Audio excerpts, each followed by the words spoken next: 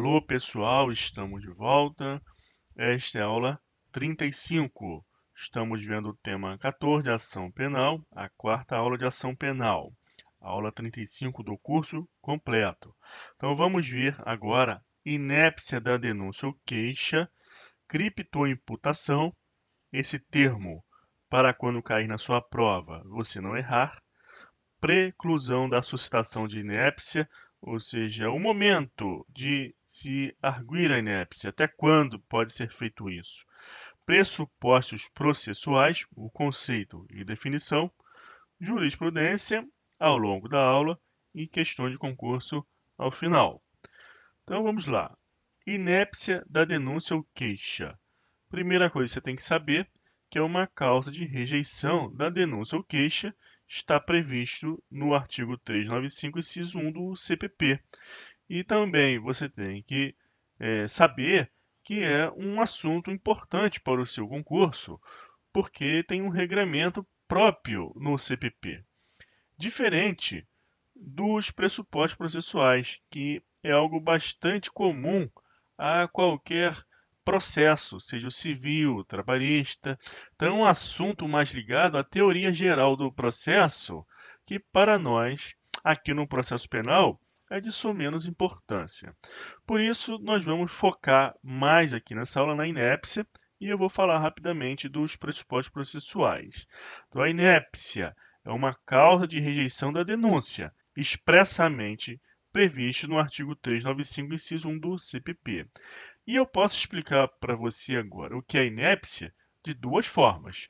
De uma forma seca, eu vou dizer para você que uma denúncia ou queixa inepta é aquela que não atende os requisitos do artigo 41 do CPP. Então, de uma forma seca, simples, bastante formal, mecânica, o que é inépcia?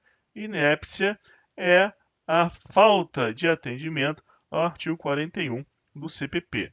Você precisa saber disso dessa forma? Sim, você precisa saber isso dessa forma. Mas só isso? Não. Você também precisa conhecer o que é inépcia de uma forma mais acadêmica, mais doutrinária, mais prática também. Então agora eu vou explicar para você o que é inépcia de uma forma mais aprofundada, mais prática. Como que eu faço isso? Justamente adentrando no texto do artigo 41 do CPP e destrinchando os seus termos. Por isso que eu separei aqui em partes. 1, 2, 3, 4 e coloquei umas cores. E aí nós vamos enfrentar agora o que é inépcia de um ponto de vista prático. O que é inépcia dessa forma? É quando a denúncia ou queixa não contém exposição do fato criminoso com todas as suas circunstâncias. 2. Também não contém a qualificação do acusado ou esclarecimentos pelos quais se possa identificá-lo. 3. A classificação do crime. 4. Quando necessário, o rol de testemunhas. Então é só isso. Eu leio então para você o artigo 41, está dizendo-se dessa forma. Isso já é uma explicação num viés mais prático e está tudo bem? Não. Agora eu preciso aprofundar com você numa interpretação dessas partes do artigo 41 à luz da jurisprudência, à luz da doutrina, à luz do que é cobrado em concurso público. E qual é o método que nós vamos utilizar para fazer isso? É ler cada ferramenta dessas separadamente? Não. Eu já fiz isso para vocês. Eu quero que vocês percebam agora que esse tipo de estudo passivo não vai mais funcionar plenamente a partir daqui. Você precisa ter um domínio dos fundamentos do processo penal. E isso você adquire através da compreensão das aulas de princípios constitucionais, explícitos, implícitos, da aula de sistemas processuais penais, ou seja, de todas aquelas aulas introdutórias, que começa na aula 1 e vai até a aula de início do estudo da lei seca, quando a gente ingressa na legislação propriamente dita. Então vamos trabalhar isso agora. Você que assistiu todas essas aulas, você vai compreender o que eu vou dizer daqui por diante. Caso você tenha alguma dúvida, é que a sua fundação, a sua base, ela não está fortalecida. Quando você passa numa rua e vê uma empreiteira construindo um edifício, você enxerga aquela cratera imensa, aquela fundação, aquele buraco, aquelas vigas, aquilo é a base, é a fundação. Caso aquilo seja frágil, não seja bem feito ou não seja feito, o edifício ele não irá se sustentar, vai cair. Então aqui é a mesma coisa. Então vamos lá. Você sabe que do princípio retor, devido ao processo legal, e do sistema acusatório, decorrem diversos outros princípios, explícitos, implícitos, legais, que irão delinear um processo penal no qual seja respeitado a ampla defesa, o contraditório, com o acusador e o juiz mantendo uma equidistância. Isso é muito bonito, é lindo, é uma teoria, que enquanto reside no mundo da abstração, aqui no mundo da vida, no mundo prático, não vai causar nenhum efeito. Para causar efeito, é preciso que isso seja materializado. E agora você vai entender a inépcia da denúncia e da queixa. Observe aqui que o artigo 41 ele fala que é um requisito da petição inicial para que não seja inepta que a denúncia ou queixa contenha a exposição do fato criminoso com todas as suas circunstâncias. Então imagine uma denúncia ou queixa ajuizada dizendo que fulano de tal, no dia 20 do mês tal, encontrava-se em um estabelecimento comercial e nesse dia desapareceu um equipamento que estava ali à venda no valor de R$ 50.000. Era um equipamento industrial, pesava uns 150 quilos, e esses são os fatos da denúncia. Essa é uma hipótese de denúncia genérica. Com certeza, em um estabelecimento comercial, haviam mais pessoas, inclusive os empregados, outros consumidores, e um equipamento de peso tão elevado vislumbra-se que precisa ser retirado daquele lugar através de algum equipamento, um trator, vamos dizer assim. Então, esse tipo de fato descrito em peça acusatória não atende os requisitos do artigo 41, porque prejudica a ampla defesa do contraditório, prejudica o devido processo legal, é contrário ao sistema acusatório. A denúncia está repleta de pontos de interrogação insuperáveis, que levam ao acusado a ter que, no final das contas, produzir prova contra si, violando mais um princípio do processo justo, que é do nemo tenetur sed detegere, de ninguém ser obrigado a produzir prova contra si. Quais são as circunstâncias fáticas que permitem inferir que de todas aquelas pessoas que estavam no estabelecimento comercial naquele momento, foi aquele acusado, aquela pessoa qualificada na denúncia? Quais são as circunstâncias fáticas que permitem inferir que esse objeto de peso tão elevado foi retirado do local por essa pessoa sozinha? Que não há um concurso de pessoas. Isso é importante saber, porque o artigo 29 do Código Penal dispõe que, em caso de concurso de pessoas, cada um responde na medida de sua culpabilidade, e essa questão influi na aplicação da pena. Logo, quando você vai analisar uma acusação, primeira coisa que você tem que saber é se é possível exercer uma defesa plena, se não existem pontos de interrogação que levarão a defesa, no final das contas, ser obrigada até mesmo a produzir prova contra si. Então, nesse caso, há uma inépcia. E outra coisa, esse fato descreve qual crime? Furto? Roubo? Estelionato? Não é possível nem mesmo inferir qual tipo penal esses fatos descritos na denúncia estão se referindo. Perceba que sempre ficará piscando um ponto de interrogação. Um equipamento de peso elevado foi retirado do local mediante violência ou grave ameaça? Com rompimento de obstáculo? É possível furtar de um equipamento dessa dimensão à luz do dia, com o estabelecimento em funcionamento? Existe a possibilidade do crime ser impossível? ou estamos diante de um show cinematográfico, equivalente àquele filme O Truque de Mestre, por exemplo. Assim como que esse vício da peça acusatória é evitado? Com o delineamento do modus operandi do crime. Assim está aqui no artigo 41, que a denúncia ou queixa conterá a exposição do fato criminoso com todas as suas circunstâncias. Então, esse modus operandi é preciso ser descrito. Assim, esse exemplo que eu dei não era nem para ver o recebimento da ação penal. Falta justa causa, lógico, mas caso recebido, a defesa deve ajuizar o habeas corpus contra esse recebimento, porque faltou justa causa, e também alega a inépcia.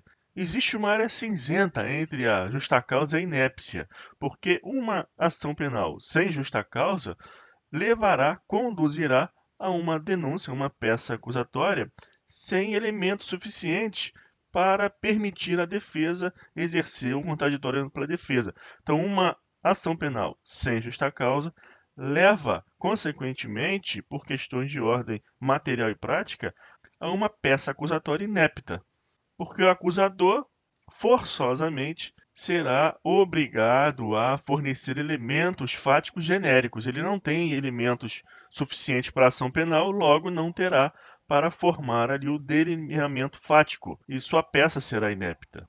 Então, a inépcia inicial, você perceba que tem tudo a ver com uma forma de se garantir aquilo que já estudamos. É uma forma de se materializar, de dar eficácia ao princípio retor do devido processo legal, ao princípio do contraditório, da ampla defesa, e afirmar que o sistema acusatório não é uma falácia, é inerente à República Federativa do Brasil, ao Estado Democrático do Direito, e aqui vai funcionar. Então, para tanto, a denúncia ou queixa deve conter o quê? Uma exposição do fato criminoso com todas as suas circunstâncias de uma forma precisa, detalhada, tudo aquilo que pode influir na aplicação de uma pena, em agravante, em atenuante, nas hipóteses de majoração, de concurso de pessoas, deve estar ali delineado de forma objetiva, clara, específica, minudente, de forma a permitir o quê?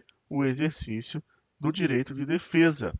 No mesmo sentido, item 2, a qualificação do acusado ou esclarecimentos pelos quais se possa identificá-lo.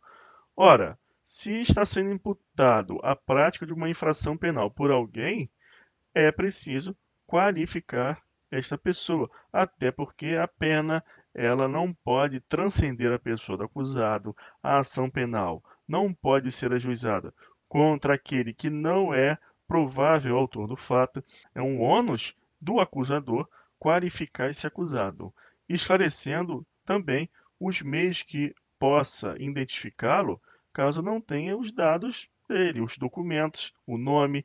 Então é muito comum constar da denúncia ou queixa características pessoais através dos quais possa ser identificado o autor do delito, o provável autor do delito.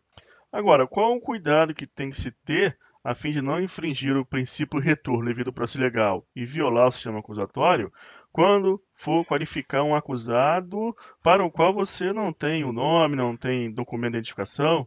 É dar umas características que não sejam genéricas. Então, por exemplo, fulano de tal, qualificação desconhecida, alto e magro. Estas são indicações de características genéricas, o que irá violar os princípios funcionais do sistema acusatório. O 3, classificação do crime. O que você, que já vem assistindo às aulas anteriores, vai compreender agora? Que a interpretação não precisa ser sistemática. Então, nós falamos diversas vezes que o artigo 383 do CPP admite a chamada emendatio libelli. Então, o juiz, sem modificar a descrição dos fatos narrados na denúncia ou queixa, pode classificar o crime de uma outra forma, que não aquela indicada na peça inicial. Então, por isso, a classificação do crime não é um elemento essencial da denúncia ou da queixa. Então, a interpretação precisa ser sistemática. Por conta disso, o juiz não pode rejeitar a denúncia ou queixa, haja visto uma classificação que ele entende ali que não é a correta. Porque também o réu ele irá se defender de fatos, ele não se defende da classificação dada ao crime. A defesa irá tomar ciência dos fatos que estão descritos naquela peça de forma minuciosa, de forma bastante descritiva, específica, não genérica, não pode ser genérica, e aqueles fatos ali, tanto a defesa quanto o juiz, irá analisar à luz dos dispositivos penais que tipificam os crimes, aonde aquilo pode ser enquadrado. E assim o enquadramento que o juiz pode fazer, a defesa também fará, e o acusador fez, pode não estar conciliadas. Então, considerando que o réu se defende de fatos e não da classificação, e que o CPP prevê a emendar-se libelli, este item aqui, classificação do crime, não é essencial. E o último item, o 4, é autoexplicativo, quando necessário, o rol de testemunhas. Qual é a situação prática que você tem que entender e que já é pacífico na jurisprudência? Que o momento oportuno para ser apresentado o rol de testemunhas é com a peça. Então, na queixa-denúncia, é importante que contenha o rol de testemunhas. Porque se não for indicado esse rol nesse momento, o juiz vai considerar que não era necessário. E se não era necessário, torna-se preclusa essa oportunidade de apresentar um rol de testemunhas de forma a vincular o juiz a ouvi-las sob pena de cerceamento de defesa. Então, nesse caso, se não for apresentado, resta preclusa essa oportunidade e o juiz não é mais obrigado a ouvir, porque não se poderá mais falar em cerceio de defesa. Haja visto que o artigo 41 fala que o rol de testemunhas, quando necessário, deve ser apresentado. Logo, se não foi apresentado nesse momento inicial, é que não era necessário. Assim, tornou-se preclusa a oportunidade de apresentar um rol necessário. Não há problema nenhum em se requerer a oitiva das testemunhas em momento posterior, mas nesse caso serão ouvidas como testemunho do juízo. Se o juiz achar necessário, ele vai ouvir, porque essa necessidade agora não será mais avaliada pelo acusador, mas sim pelo juiz. Vamos ver agora jurisprudência para fortalecer o seu entendimento. Olha aqui do STJ, quinta turma reconhece a inépcia da denúncia e tranca a ação penal em caso de homicídio culposo. Não tendo a inicial narrado o liame subjetivo entre os demais denunciados e o autor da conduta imperita que ocasionou a morte da vítima e não se verificando a relevância causal da negligência imputada, tem-se que a denúncia não apresenta todos os elementos necessários à imputação do crime em coautoria. Então, olha a importância de se descrever com objetividade e clareza o liame subjetivo quando há coautoria. Quais as circunstâncias fáticas que levam à inferência de que o autor do fato está em coautoria com outros e existindo um liame subjetivo entre todos aqueles denunciados que podem vir a figurar no polo passivo da ação penal. Então, a acusação não se desincumbiu de delinear de forma adequada a coautoria no crime culposo, o que revela a inépcia da denúncia, visto que prejudica o exercício da ampla defesa. Por que isso aqui? Havendo concurso de pessoas, a pena é aplicada na medida da culpabilidade de cada um. Então, influenciou na aplicação da pena, nesse caso, deve haver a descrição fática minuciosa da peça acusatória. Um caso aqui foi o seguinte: um ambiente de trabalho, uma pessoa operava uma máquina e houve um acidente. Então, uma pessoa se desprendeu de 40 metros de altura e caiu. E foi ali identificado uma conduta imperita na operação desse equipamento. E aí todos aqueles trabalhadores que estavam ali naquele momento, de fato, relacionado àquela operação que estava acontecendo, foram denunciados. Mas a conduta imperita era de quem estava operando a máquina. O que os outros têm a ver com isso? Qual é o liame subjetivo entre aqueles que estavam ali na operação, porém não estavam operando a máquina? Então, o Ministério Público, apesar de ter denunciado todos em coautoria, não descreveu todas as circunstâncias fáticas que levam à inferência de que aquelas pessoas também estavam em concurso naquele suposto crime que está sendo apurado no processo penal.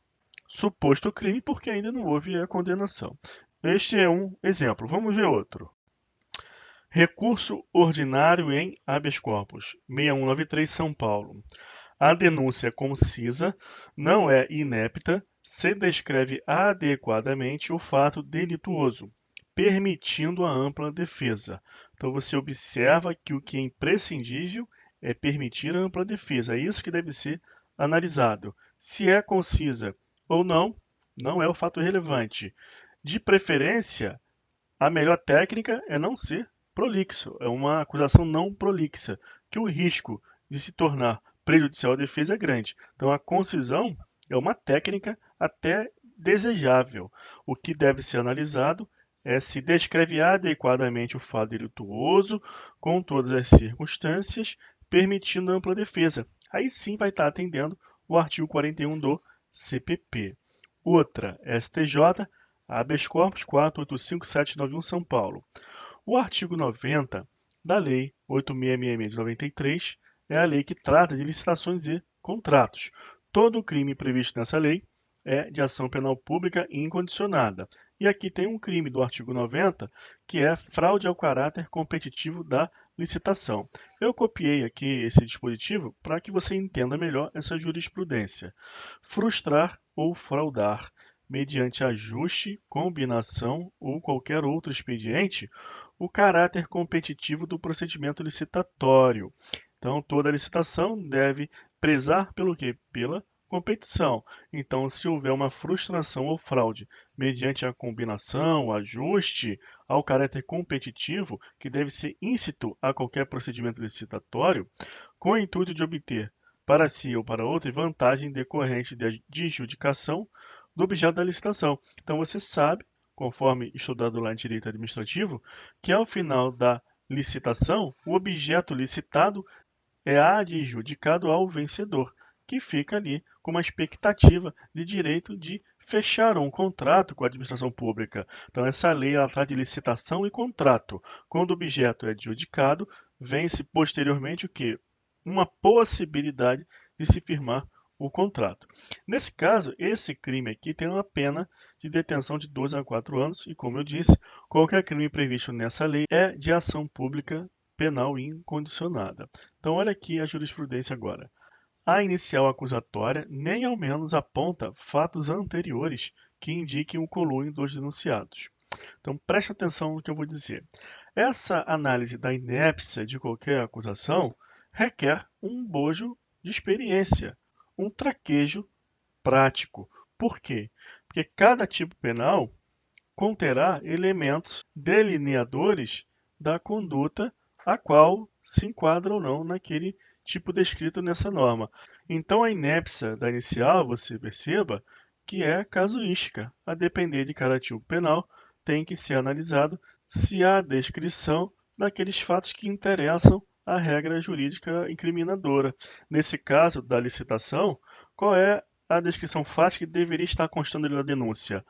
Todos os elementos fenomênicos que indiquem o que? O conluio dos denunciados, porque o tipo penal fala que a fraude ao caráter competitivo do procedimento licitatório deve acontecer para ser crime mediante ajuste, combinação ou qualquer outro expediente. Então aqui, ó, se não houve indicação de elementos da vida, práticos, que aconteceram, que indiquem esse ajuste, combinação, haverá o que? A inépcia.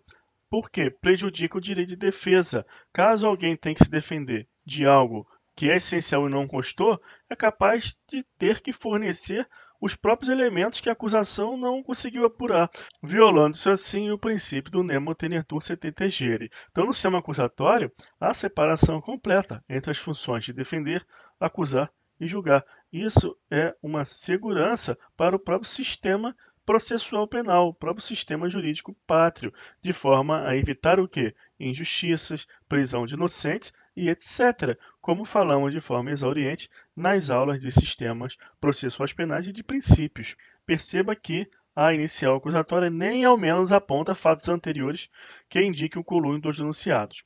E, para a configuração do referido tipo penal, é necessário ficar demonstrada a quebra do caráter competitivo entre os licitantes interessados em contratar, ou ocasionada pelo mero ajuste, combinação ou outro expediente apto a frustrar ou fraudar o procedimento licitatório. Mais uma. Inquérito 241, STF, Pleno, Ministro Ricardo Lewandowski. Não é inepta a denúncia por crime de lavagem de dinheiro e formação de quadrilha ou bando que, em vista de diversos agentes supostamente envolvidos, descreve os fatos de maneira genérica e sistematizada, mas com clareza suficiente que permitia compreender a conjuntura tida por delituosa e possibilite o exercício da ampla defesa. Isso aqui é aqueles casos de jurisprudência. Porque nós estamos falando que é vedada a denúncia genérica. E aí eu mostro uma jurisprudência para vocês agora que fala que nesse caso aqui é possível a denúncia genérica, porque, existindo vários agentes supostamente envolvidos, descreveu os fatos de forma genérica, mas foi sistematizado com clareza suficiente que permitia compreender a conjuntura tida por delituosa e possibilitou o exercício da ampla defesa. Então, esse final aqui é o que interessa mais. Possibilitou o exercício da ampla defesa? Tudo bem. Agora, o restante, o que você vai guardar aí no seu armário de conhecimento?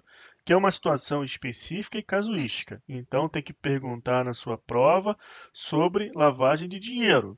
Aí você tem que lembrar sobre esse inquérito aqui.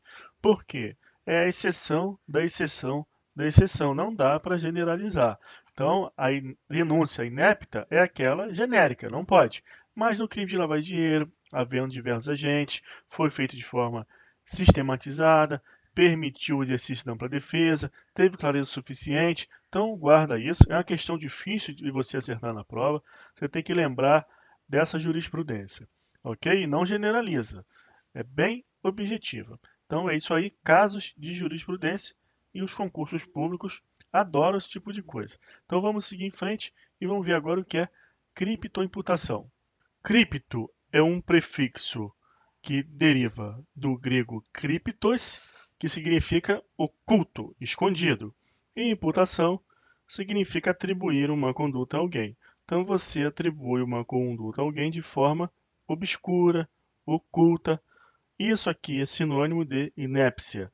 Eu só estou trazendo esse assunto em apartado para você, porque caso caia na prova algo dessa natureza, você pode vir a errar, se não está por dentro do assunto, não lembra, não tem uma noção, e aí na hora ali do nervosismo, pode ser que passe aí uma questão fácil de você acertar.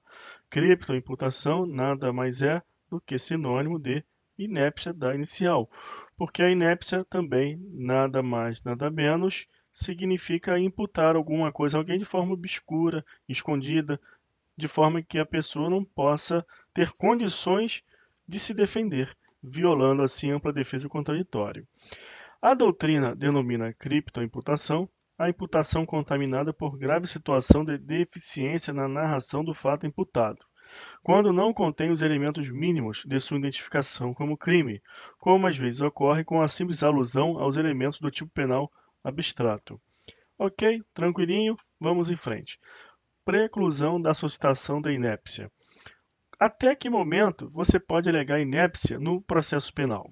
A inépcia deve ser suscitada antes da aprovação da sentença penal condenatória. Então guarda isso aqui, ó, tá bem grifado, vou dar um destaque aqui, ó. A inépcia deve ser suscitada antes da aprovação da sentença penal condenatória. Como é que isso aqui vem cobrando em concurso muitas vezes? É possível o acusado alegar a inépcia no recurso de apelação? Bom, é a mesma coisa do que eu dizer para você que a inépcia deve ser suscitada antes da aprovação da sentença penal condenatória. Se já tem apelação, é porque já teve a sentença. Agora, esse outro entendimento guarda também. Não se aplica esse entendimento com o julgamento de habeas corpus pendente. Por quê? Lá na frente, quando o juiz recebe a ação penal, é porque ele não considerou inepta a petição inicial. Se ele não considerou inepta, 395 do CPP, quando o juiz analisa inépcia, pressupostos processuais, condições da ação e justa causa da ação penal. Aí ele recebe. Se recebeu, não tem um recurso para a defesa contra esse despacho que recebe. Logo, o interessado precisa o quê? Ajuizar uma ação autônoma de impugnação, que é o habeas corpus, porque o que está em jogo é a liberdade de locomoção. Então, cabível habeas corpus. Logo, esse habeas corpus ele estará atacando o quê? A inépcia que se alegou lá no habeas corpus, pode também alegar justa causa, não importa, mas tem que estar ali alegando inépcia. Por quê? Se houve uma sentença e você apela e já está no tribunal, o que aconteceu ali? De regra, preclui a possibilidade de suscitação da inépcia.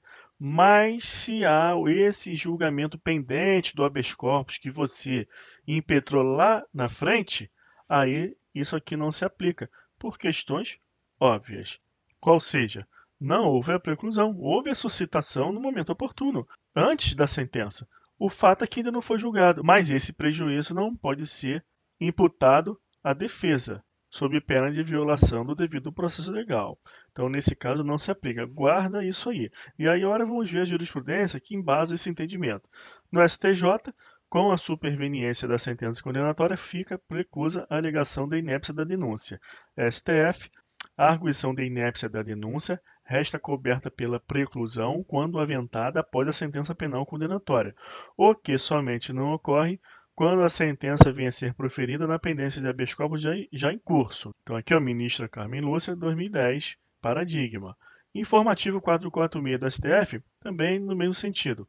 A superveniência da sentença condenatória não gera a preclusão da arguição da inépcia da denúncia, suscitada oportunamente no curso do processo. Com base nesse entendimento, a turma conheceu de habeas corpus em que se alegava inépcia da denúncia. Conforme eu expliquei, questão lógica. Seguindo em frente, vamos ver agora pressupostos processuais, conceito e definição. Primeiramente, eu farei um esclarecimento com vocês. Nas aulas de processo penal, este assunto não é de maior relevância. Isso você tem que se preocupar e dar uma atenção especial nas aulas de processo civil. Por quê? Deixa eu te dar aqui uma noção. Nas aulas de processo civil, você vai ter que estudar uma parte mais acadêmica, mais doutrinária e classificatória de pressupostos processuais. Então você vai ter lá, nessas aulas de processo civil, uma explicação da seguinte maneira. Os pressupostos processuais, eles são de existência ou de validade, podem ser subjetivos, objetivos, positivos ou negativos, e aí você tem que dar uma decorada nessa classificação. Para a gente aqui no processo penal, isso não tem muita relevância, porque quando o juiz, à luz do 395 do CPP, ele analisa o pressuposto processual, ele começa a verificar se o juiz é competente, se tem litispendência, coisa julgada, se a capacidade postulatória está presente, se for uma queixa, se tem advogado ali, se há uma capacidade processual de se estar em juízo, ou se no ajuizamento de uma queixa o menor ele está representado. Então isso tudo é uma questão prática. Essa parte prática interessa para o processo penal. Então as questões de concurso aqui elas se voltam para essa situação casuística e prática. Então você vai receber um problema e vai avaliar se o pressuposto processual está presente. Então, para a gente aqui, os pressupostos processuais que interessam são a competência, impedimento de suspeição, litispendência em coisa julgada, capacidade de estar em juízo, capacidade postulatória. E aí você precisa estudar a competência, que você vai ver na aula de competência, impedimento de suspensão, na aula de impedimento de suspensão, litispendência e coisa julgada. Você já sabe o que é. Capacidade de estar em juízo, a gente vai falar rapidamente aqui. E a capacidade postulatória, vamos falar rapidamente também. Então, aqui no nosso processo penal, a gente estuda isso bem rápido, tranquilo, não tem maior complexidade. Por quê? Porque você não vai invadir aquela seara acadêmica de classificação que é bem cobrada em processo civil. Então, por isso que eu trouxe essa doutrina do processo civil, só para te dar uma noção dessa diferença. Olha o que se estuda em processo civil. Os pressupostos processuais podem ser definidos como os requisitos de existência e validade da relação processual. Em outros termos, são os elementos necessários para que a relação processual exista e, existindo, possa se desenvolver validamente. Observa que isso aqui vale para qualquer processo, tanto penal, trabalhista ou civil. Em todos os processos judiciais deve ser verificado a presença dos pressupostos processuais.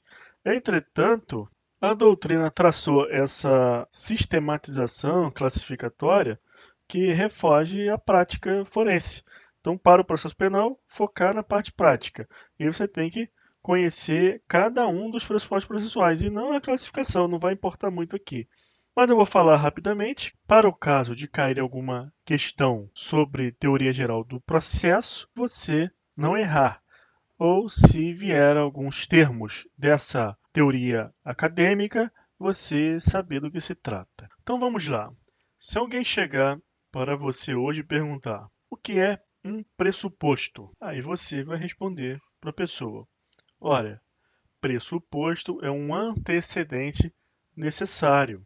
Aí a pessoa pergunta para você: então tá bom, qual é o pressuposto de duas maçãs? E você vai responder para ela: uma maçã. Para eu ter duas maçãs, é que já existia uma maçã.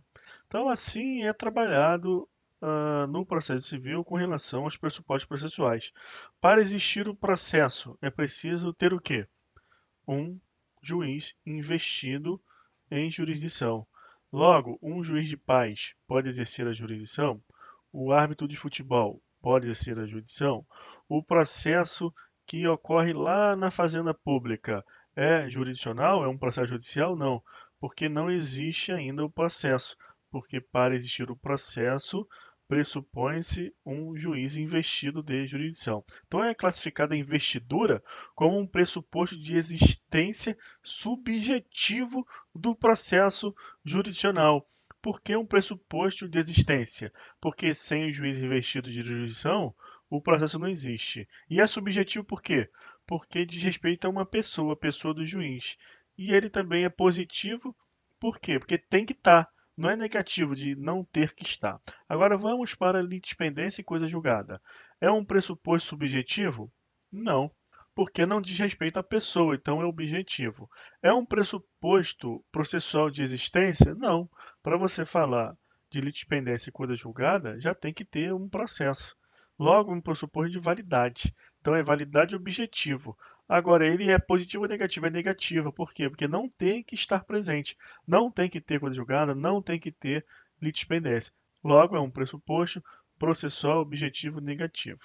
Assim, pessoal, eu adianto para vocês que para o processo penal isso não tem relevância. Você não vai encontrar questão de concurso te perguntando sobre essa teoria geral de processo, que é comum a qualquer processo, mas é abordado lá no processo civil. Então você tem que saber essa classificação. Então vamos adiantar, vamos ultrapassar isso e vamos ao que interessa aqui. A denúncia ou queixa será rejeitada quando? Quando faltar pressuposto processual. Então, nesse estágio do processo penal, quando a denúncia ou a queixa é ajuizada no Poder Judiciário. Então, é perante o juiz investido de jurisdição. Então, a gente não vai ficar discutindo essa parte acadêmica aqui. Logo, quando o juiz ele analisa os pressupostos processuais, ele já vai direto naqueles que têm repercussão prática. Aqui, ó, então a competência, aí você tem que estudar o que é competência material, cada uma delas, competência por prerrogativa de função, tem que também estar estudando isso. E vamos ter várias aulas de competência. Isso é um pressuposto processual? É um pressuposto processual de validade subjetivo positivo, que o juiz tem que ser competente. Então, essa questão acadêmica você só vai lembrar mesmo se surgir essas expressões lá na sua prova, mas o mais importante é você estar preparado para saber realmente qual juiz é competente e incompetente, quando que o juiz está impedido, quando que ele é suspeito, esses dispositivos legais que vão tratar dessas regras. Aí sim você vai acertar a questão. O restante lá não vai nem te atrapalhar. Então, a litispendência e coisa julgada é um pressuposto processual objetivo negativo, não pode estar presente. Capacidade de estar em juízo. Bom, isso aqui nada mais significa do que o reflexo da capacidade civil no processo, porque para a prática dos atos da vida civil, a pessoa não tem que ser capaz, se não for maior, não tem que estar representado. O processo é a mesma coisa, é a prática de um ato da vida civil, ou seja, praticar atos processuais pessoalmente ou através de representante. O fato de ser representado pelo advogado, isso é uma representação judicial, é quem tem a capacidade postulatória. No juizado especial civil é dispensado, no processo trabalhista também é dispensável. Agora, nós estamos falando de capacidade postulatória. Nós estamos falando da prática de um ato da vida civil, que é praticar atos processuais. porque o advogado ele pratica o ato processual em nome do seu cliente, mas o conteúdo daquele ato é atribuído ao autor, ao réu, ao acusado. Por isso aqui nós vamos ter uma aula sobre representação, a representação daquele que não tem capacidade de estar em juízo. Outra situação é a capacidade postulatória. Para a gente aqui no processo penal, vai interessar muito para você responder a questão sobre a queixa. Na queixa, o juiz avalia esse pressuposto processual da capacidade postulatória por conta que a pessoa tem que estar assistida por advogado e você tem que decorar esse texto aqui do artigo 44 do CPP, que vai falar: a queixa poderá ser dada por procurador com poderes especiais, porque na queixa você imputa a prática de um delito a alguém. Então o procurador ele tem que estar munido desse poder especial de imputação de crime a alguém, haja vista que no caso de uma imputação de um crime que se sabe inexistente, a pessoa que imputa responde por denunciação caluniosa. Logo, para o advogado não responder por isso, tem que ter poderes especiais. Então já é uma exigência que já imuniza o causídico, devendo constar também do instrumento do mandato o nome do querelante e a menção do fato criminoso. Então precisa ter poderes especiais, nome do querelante, menção do fato criminoso, exceto quando tais esclarecimentos dependerem das diligências que devem ser previamente requeridas no juízo criminal. Então presta atenção, deixa para se preocupar com aquela classificação acadêmica lá no estudo do processo civil, que é bastante cobrado nas questões de prova respectiva.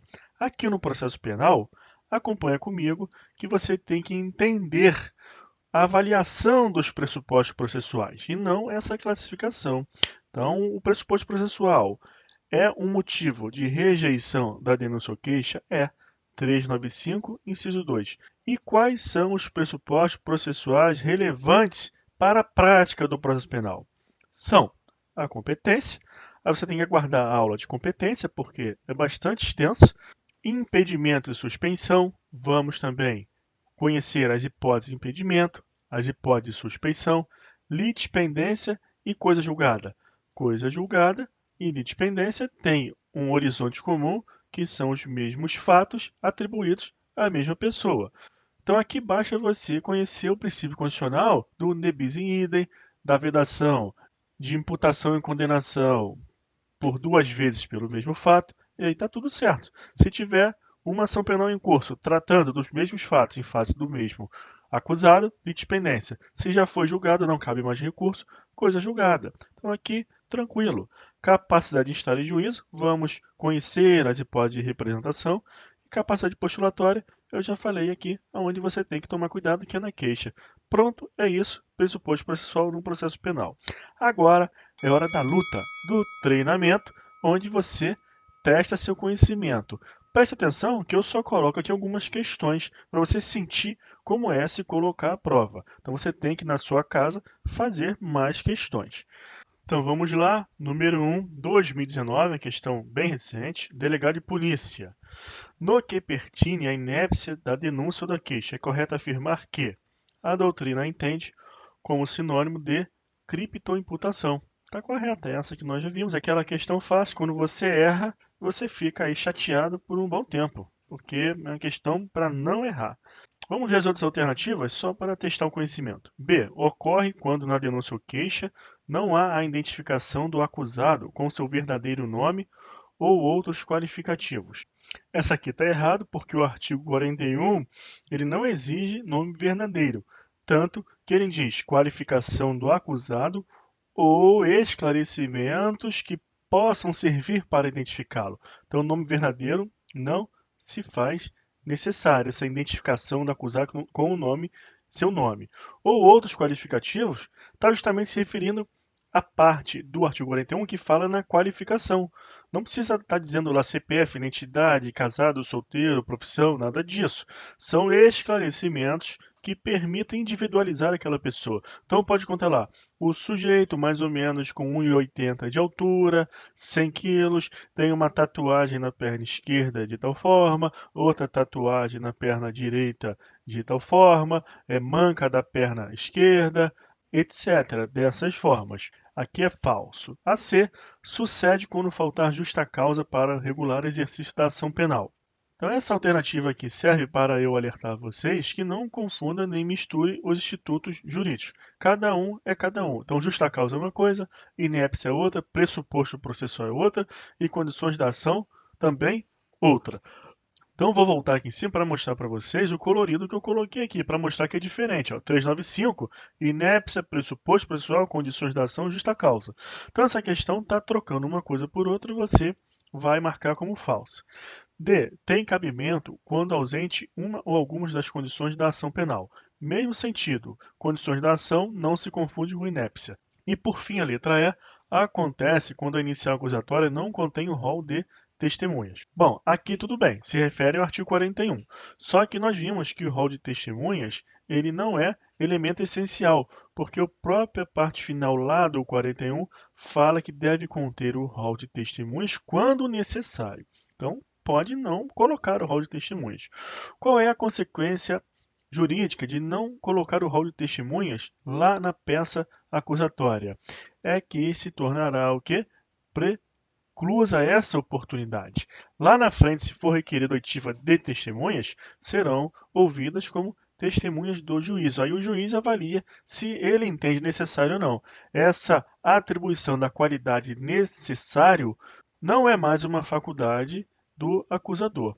Porque se o acusador ele lança o rol de testemunhas ali com a peça e o juiz não ouve, ele vai recorrer e vai alegar cerceio de defesa. Mas se ultrapassado esse momento é feito um requerimento ao juiz para que ouça determinadas testemunhas e o juiz não ouve, não cabe mais alegar cerceio do direito de defesa, violação do devido processo legal ou também podemos falar cerceio do direito de acusar. Afinal de contas, o Ministério Público é o titular da ação penal pública, por força do artigo 1291 da Constituição Federal, e sendo para a defesa garantida por todos os meios admitidos em direito, a acusação também deve exercer a sua função através de todos os meios dispostos ali, permitidos em direito.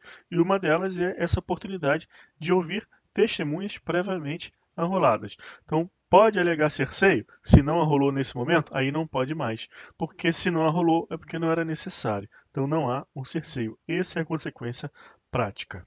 Outra questão, 2009, promotor de justiça. A classificação jurídica da conduta exigida pelo artigo 41 do CPP, se feita de forma errônea, gera a inépcia da peça acusatória? Não, não gera, é falso, porque o CPP dispõe sobre a emendatio libelli no artigo 383 do próprio diploma processual penal. O juiz, sem mudar a descrição do fato contido na peça acusatória, ele pode dar outra classificação àquela imputação feita pelo acusador. Então, isso aqui é falso. A classificação jurídica da conduta não é elemento essencial, por conta dessa explicação aí que eu estou repetindo para vocês. A denúncia deverá conter, obrigatoriamente, sob pena de inépcia, a qualificação do réu como nome e filiação. Não, está errado. Mesma explicação que eu peço para você lembrar que eu dei acima aí agora há pouco. 2015, Oficial de Justiça. Mateus foi denunciado pela prática de um crime de furto qualificado.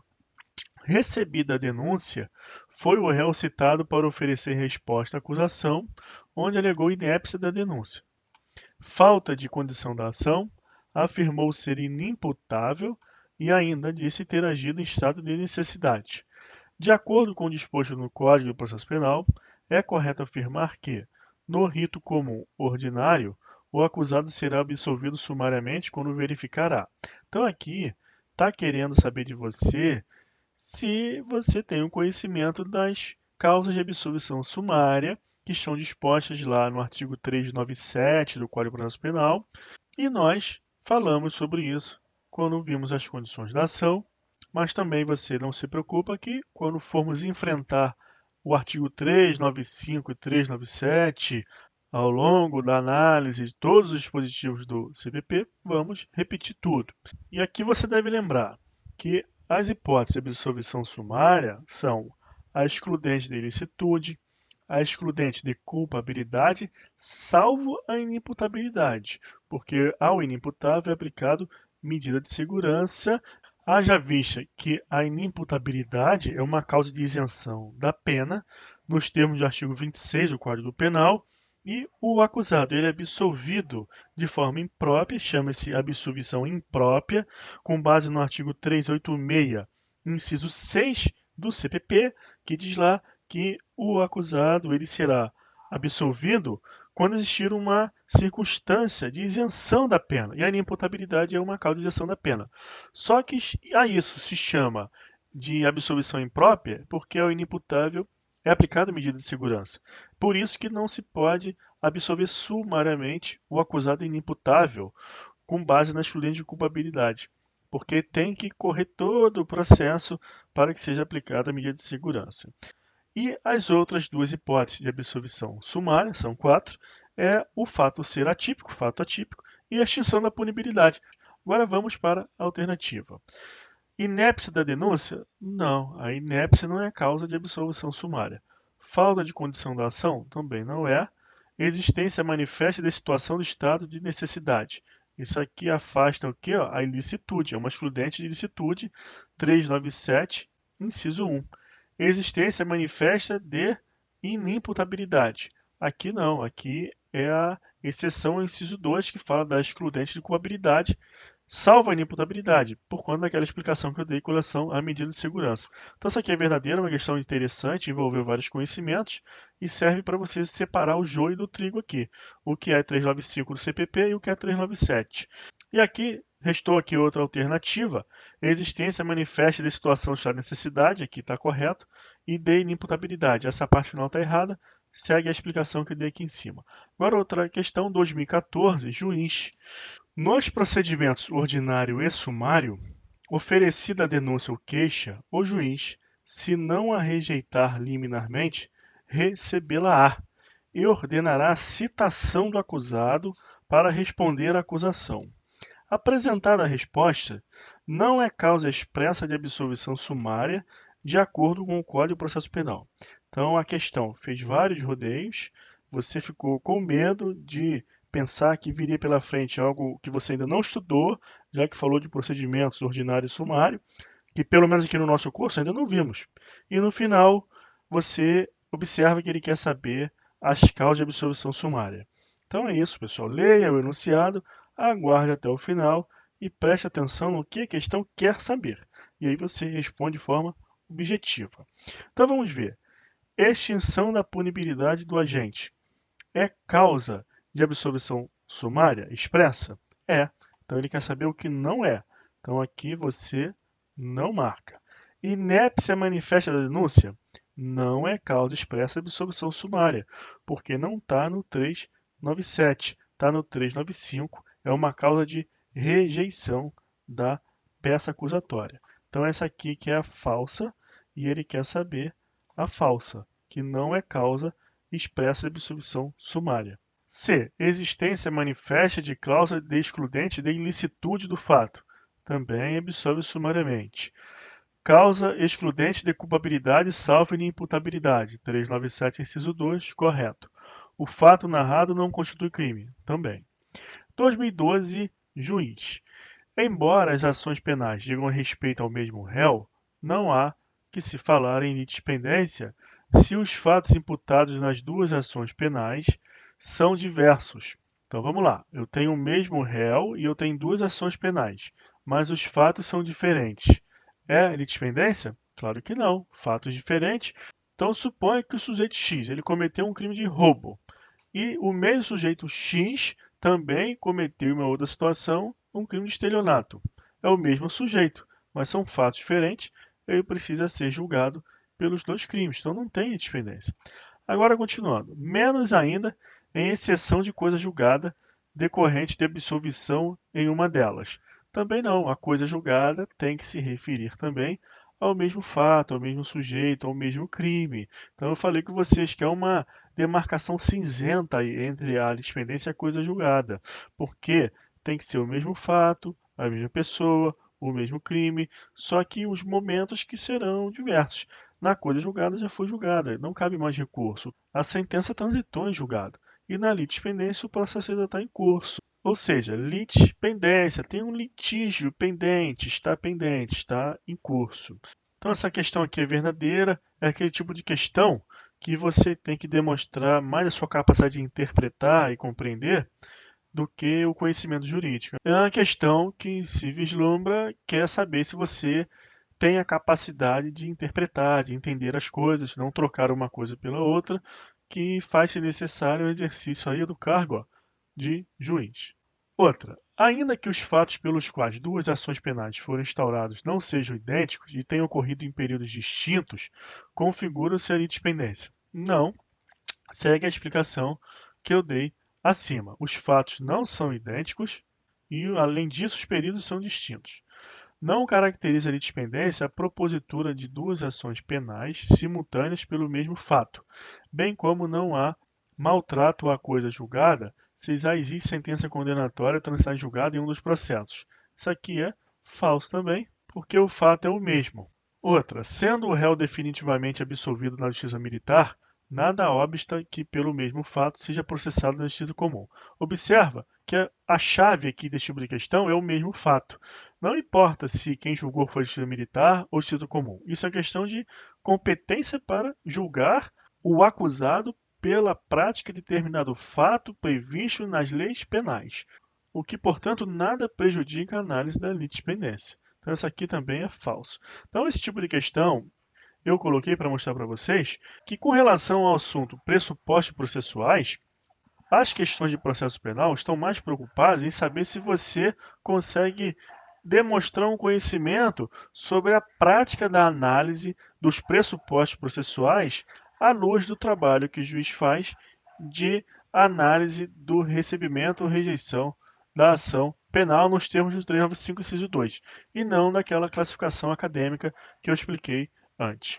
Então é isso, pessoal. Chegamos ao final dessa aula. Vamos descansar, beber um café, refletir, meditar, que você vai conseguir passar no concurso que você deseja e não desistir até passar. Um grande abraço, até a próxima.